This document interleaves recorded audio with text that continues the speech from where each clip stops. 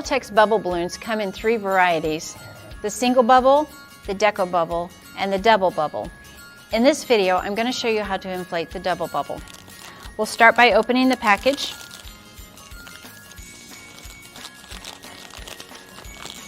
The moisture packet's included so that the bubble stays moist and so that it can stretch to its maximum capacity. It's not there to actually wipe on the balloon, so once you open the package, you can discard the moisture packet. We're going to unfold the balloon, and then you'll notice, we'll flip it over, that on this balloon there's 2 valves. One says A and one says B. We're going to start by putting helium in the A valve. This will allow enough space for the inner balloon in the B section to inflate. I'm going to be using the foil regulator since we just need a little bit of air. And we're putting this in the A valve. We'll just give enough space for the inner balloon to inflate. Next, we're going to use the B valve with the foil regulator. It's important to use the foil regulator for the B valve because it will automatically shut off and we won't overinflate the inner balloon.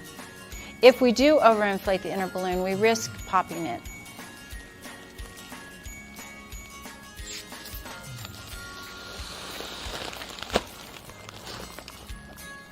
Okay, at this point, you can flatten out the inner balloon to make sure that it's in good position, and then we'll give it one more puff of air to make sure that it's fully inflated.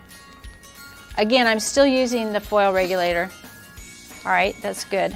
We're going to finish inflating the bubble by using a bubble inflator. You'll notice the difference on this regulator is there's a button in the center.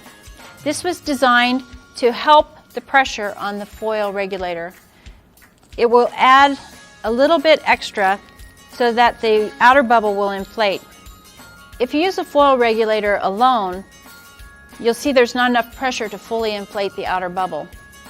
But if you push the bubble button at the same time, it will inflate the outer bubble and should automatically shut off when it's filled.